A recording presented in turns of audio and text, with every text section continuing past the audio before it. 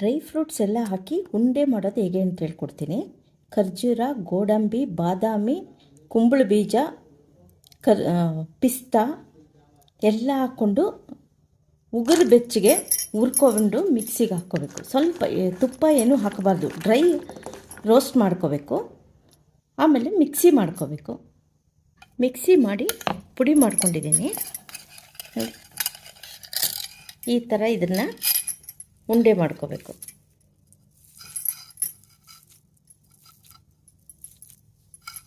ನೋಡಿ, ಇದರಲ್ಲಿ ಎಲ್ಲ ಡ್ರೈ ಫ್ರೂಟ್ಸು ಬೀಳೋದ್ರಿಂದ ಪೌಷ್ಟಿಕಾಂಶಗಳು ಹೇರಳವಾಗಿರುತ್ತೆ. ಇದನ್ನು ಮಕ್ಕಳಿಗೆ ಒಂದೊಂದು ಉಂಡೆ ತಿನ್ನಿಸಿದ್ರೆ ತುಂಬ ಶಕ್ತಿ ಬರುತ್ತೆ. ತಂಪು ಇರುತ್ತೆ ಖರ್ಜೂರ ಎಲ್ಲ ಬೀಳೋದ್ರಿಂದ. ಇದನ್ನು ಮಾಡಿ ಮಕ್ಕಳಿಗೆ ತಿನ್ನಿಸಿ. ದಿನಕ್ಕೆ ಒಂದು ಉಂಡೆ ತಿನ್ನಿಸಿದ್ರೂ ಸಾಕು. ನೋಡಿ, ಇದು 1 ತಿಂಗಳಾದರೂ ಸ್ಟೋರ್ ಮಾಡಿ ನೀವು ಇಟ್ಕೋಬೋದು. ಆದಷ್ಟು ಮಕ್ಕಳಿಗೆ ಹೆಲ್ತಿ ಇರೋವಂಥ ಫುಡ್ ಇದು, ಮಾಡಿ ಕೊಡಿ.